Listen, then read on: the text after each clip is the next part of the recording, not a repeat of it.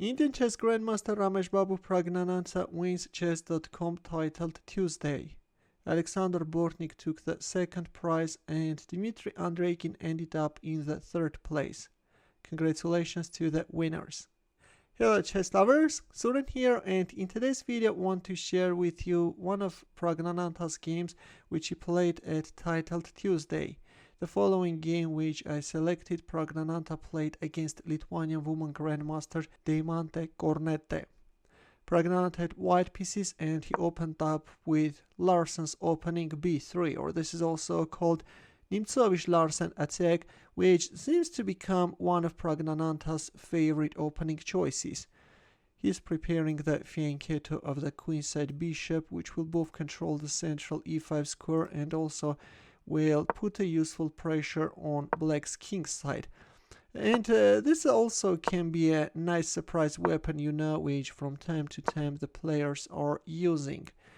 This time Praggnanandhaa is going for the fianchetto of the kingside bishop, and this type of an approach looks like that is becoming very popular nowadays. When playing this opening, you are sidestepping the main theoretical battle and you're entering positions where home preparation is not playing that important role. Positional understanding, your chess talent, your chess skills are of course playing bigger roles.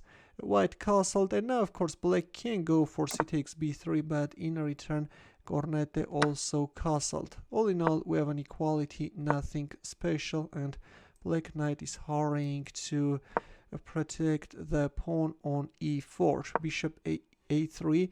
The bishop is occupying a very nice diagonal. Queen goes on a5, knight b5, b6, rook c1, a6.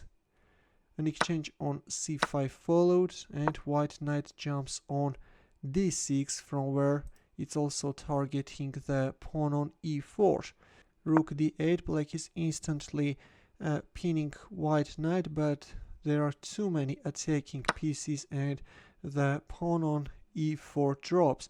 Although after knight takes e4, bishop takes e4, rook a7, white has to make a very important decision, because in here already black is creating two dangerous threats.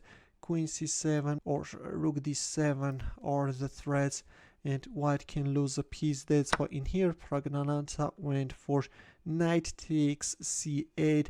He's going for a queen sacrifice, and let me tell you that yes, knight takes c8 is forced.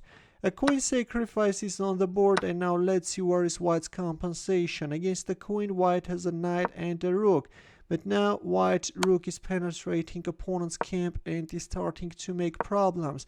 Meanwhile, the second rook is coming. The second rook is going to intrude inside opponent's camp, and already there are serious problems in black's camp. Black has to be very careful. And it was in here that black panicked, made a serious mistake, and won the pawn on c4. Better was winning the pawn on e2.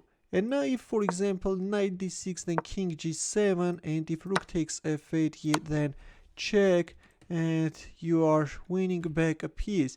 But in this case, when you are playing queen takes c4, your queen is also exposed to an attack. For example, in here, Praggnanandhaa could just munch the bishop on f8 and then announce a discovered check and win the queen.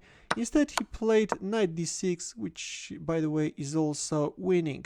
Queen c1 check, king g2 c4, and the bishop on f8 drops, and suddenly white gets two minor pieces, a rook against the queen.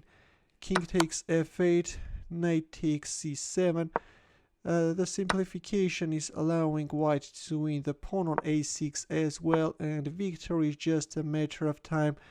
The c2 square is successfully guarded and black can't make a progress.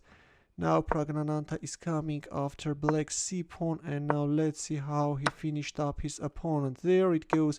The pawn on c2 also drops, and now Praggnanandhaa will find more targets. Yeah, white's position is super solid. The queen alone can't do anything. And now our next target can be, for example, the pawn on f7. Yeah, the pawn also drops. Now it's time for the pawn on g6.